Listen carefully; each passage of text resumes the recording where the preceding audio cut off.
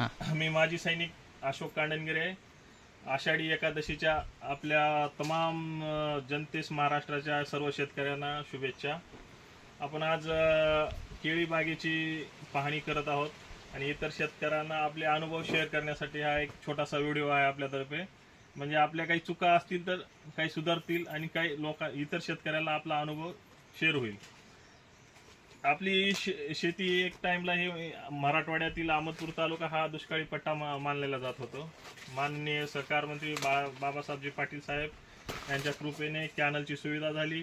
आपल्याकडे ऊसाची बी शेती आहे आणि केळी पण आहे, दोन्ही पण शेती आहेत.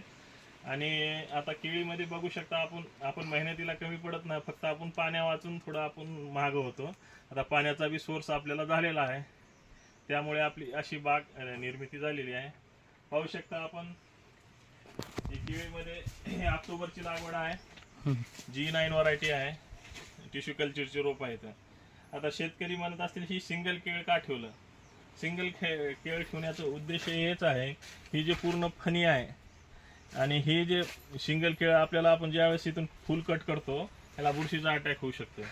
बुरशीचा अटॅक ह्या फणीपर्यंत येऊ नये म्हणून सिंगल केळ ठेवल्यानं वरून जे अन्नद्रव्य ह्याला पुरवठा होता येतं आणि हे काळपट करत इथपर्यंत येऊ शकतं, पण हे केळापर्यंत येणार नाही.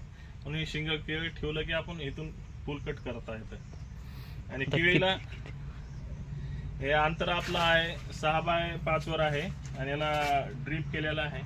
आणि आपल्याला शेणखताचा वापर वगैरे व्यवस्थित करून ऑक्टोबरची लागवड आहे. खत किती मात्रा खताच्या? खताची आपले वेळोवेळी आपण ऑर्गॅनिक पद्धतीने बी काही खातं दिलेले आहेत, जसं जीवामृत तयार करणं, त्याच्यानंतर सुरुवातीचे भेसळ डोस आणि त्याच्यानंतर ड्रिचिंगमध्ये ह्युमिक ॲसिड आणि